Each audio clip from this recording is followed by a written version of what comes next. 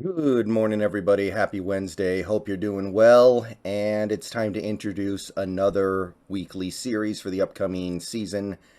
And we're going to mix things up a little bit because, well, last year, Wednesday was all about Russell Wilson. And, well, he's not here anymore. So there's nothing to talk about there. And I'm not going to even pretend that I can get a videos worth of content every week about Geno Smith. Who cares? Who cares about what Geno does? Who cares about what Drew Lock does? These guys, even if they exceed our expectations by a little bit, even if they play okay, they're not the long-term solution here. They're not the future. No, the future of the Seahawks, in all likelihood, is somewhere in college football right now. They're somewhere in college football playing their final year of NCAA and will be drafted in the upcoming draft. So that is where our focus should be, at least partially, in 2022. So when we're talking about following the Seahawks for the first time in a while, our focus is really on this upcoming draft. And I want to dedicate a portion of my content as we go into this season to following what's going on in college football. And I could be doing a bunch of different things, right? I could be doing centers, I could be doing defensive linemen, I could be doing linebackers, I could be doing all kinds of stuff. But at the end of the day, I know where your attention really is, and I know what stuff people really want to see. And we may take some time down the line to talk about other positions. Talk about how players like Trenton Simpson and Noah Sewell are doing, or excuse me, Noah Sewell are doing. Talk about how like Jarrett Patterson is doing over in Notre Dame. But once a week, I want to take a look at the college quarterbacks. It's pretty simple. It's pretty self-explanatory. We're going to talk about some of the most intriguing NCAA quarterback prospects that are likely to enter the draft next year. And odds are pretty good that one of these guys that we talk about as the season goes on will be a future Seattle Seahawk. So I'm not really into the stats. Like, the stats can be good, the stats can be meaningful. We'll probably talk about them. I may even add them to the chart, but it's not about stats here. I think we all understand that stats are actually a relatively small part of the picture when you are talking about how good a college quarterback is and how he projects to the NFL. So let's keep it a little more abstract here. So rather than just talk about numbers, I want to talk about what these players are showing. What are they doing that can translate well to the NFL? Because that matters way more than numbers. Every year, it seems like in college football, there's some dude who blows up the stat sheet, throws for 65, 70 touchdowns. Last year, it was Bailey Zapp. But you look at him and you just know the odds of him being a big-time NFL quarterback are slim. He doesn't have the physical attributes that you want from a top quarterback. He doesn't have the ability, and his production is a product of the system. It's a product of what he is being asked to do, a product of the offense that is being run, a product of sometimes the defense that his team has, forcing him to score a touchdown basically every time he touches the ball. It's a product of what other defenses are doing against you. There's a lot that goes into that makes the stats interesting, but often unable to really capture what makes a player NFL have NFL potential.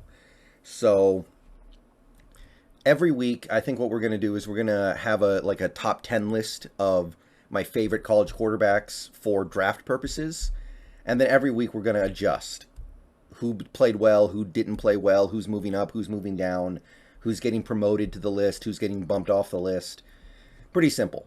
But again, rather than numbers, I want to talk about these players.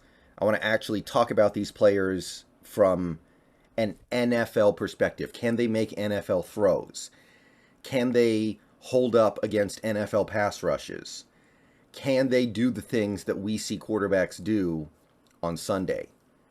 So we've actually already played a week of college football, so we already have some data, and I've constructed an early list. It's by and large the list that I would have had last week anyway, but it's adjusted slightly for what we saw on this most recent week. So, talking about this list real quick, Will Levis is going to be number one until he does something to get knocked off of it. He played a good game on Saturday, I believe it was. 300 yards, 3 touchdowns. But again, I'm looking at some of the throws that he made, the absolute bullets that he's capable of shooting out of that arm. His pocket presence. It looks like an NFL quarterback.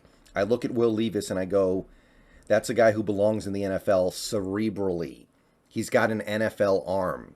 He doesn't throw these little wobbling ducks that make it to the receiver because the defense is so bad. No, Levis is firing. And by the way, if he does well this year, then give him his full props because his offensive line has been ravaged and he's going to get hit a lot this year at Kentucky. Number 2, Anthony Richardson, who is the superstar of the world right now after what he did to Utah. Utah went into the swamp and got upset on the back of Anthony Richardson, threw for a couple, ran for a couple, put the team on his back at the end there. When I watch Anthony Richardson before this most recent game, I saw a lot of Lamar Jackson, just a little bit slower, but Lamar Jackson. But I actually think this guy may be a better prospect than Lamar Jackson. Lamar, he's a little faster, but Richardson, I look at him and I go, this guy looks more comfortable in the pocket than Lamar does. This guy looks like he has a better arm than Lamar, both in terms of distance and accuracy. And the throws that I'm seeing him make on occasion are more impressive. And maybe most importantly, he's bigger than Lamar. He's going to be able to take more shots in the NFL without getting hurt. He's not huge, but he's a pretty big deal, bigger than Lamar. So I look at Anthony Richardson and I go, this could be a guy who really steals all the attention as we go into 2022. And he's off to a great start. By the way, my top 2 guys playing each other this week. We may have to talk more about that game as we get closer. Number 3, KJ Jefferson. He played a really good game for Arkansas. They actually had a little bit of an upset themselves. The mechanics are ugly, but that's always going to be the case, guys. KJ Jefferson, he is the spitting image of Cam Newton in every single way, shape, and form. He doesn't have good mechanics. He makes up for it in other ways. He's an absolute truck to bring down, great runner with the football, and even though his mechanics are bad, he's got a big arm. So KJ Jefferson, after having a really good game for Arkansas, is 3.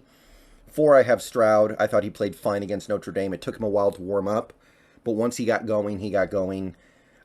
Still not in love with the idea of CJ Stroud, but I'm liking him more than I thought I would. I'm going to say it. I'm going to put it like that. Number 5 is Cam Ward, who didn't have a great game in Wazoo's opener, but it's not so much the performance, it's the flashes of ability that you see. You look at Cam Ward and you see the ball just travel when he throws it. How easily it gets to where it's trying to get to. How it doesn't even look like we've been talking about this in the streams lately, in the chats. He doesn't even look like he's throwing the ball hard, but it comes out like a bullet. And even though he didn't play great for Wazoo, they did come around. They did end up winning that game. He ended up playing okay. And there's going to be an adjustment period for him. I think we all know that. And the ability is superb. 6, Bryce Young. He had a great game, but it doesn't really mean anything against Utah State. His game, it was clean, but it wasn't anything crazy over the top. It's going to be so hard for Bryce Young to prove himself to me just because he plays for Alabama. And he's surrounded by superstars everywhere. But we'll see. We'll see if he comes along a little bit more. So Bryce Young is 6th. 7th, I have Van Dyke. I watched some of his game. They were playing a cupcake. And I just didn't see a lot of opportunities for him to do much. A lot of that QB option stuff, a lot of that read option stuff, a lot of handoffs, a lot of easy throws. He made maybe, I watched most of that game, I'd say he made maybe 2 throws that looked like NFL throws to me, like big boy throws, like he was actually pushing it down the field a little bit, showing off some velocity. But He just needs more opportunities. I mean, he was playing a complete cupcake. Miami won that game.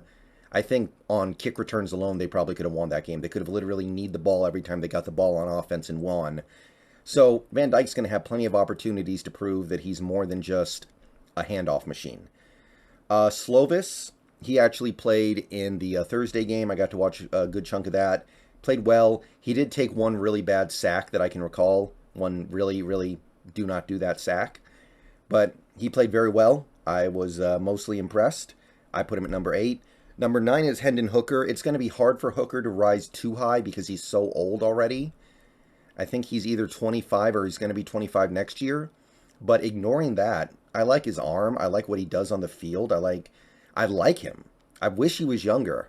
But I'll tell you, if you're starting to adopt the mentality as a football team of just not giving a quarterback that second and third contract, then does it really matter that much? If you're just trying to get a guy for his rookie deal and then, go somewhere else, does it matter that Hendon Hooker's already 25?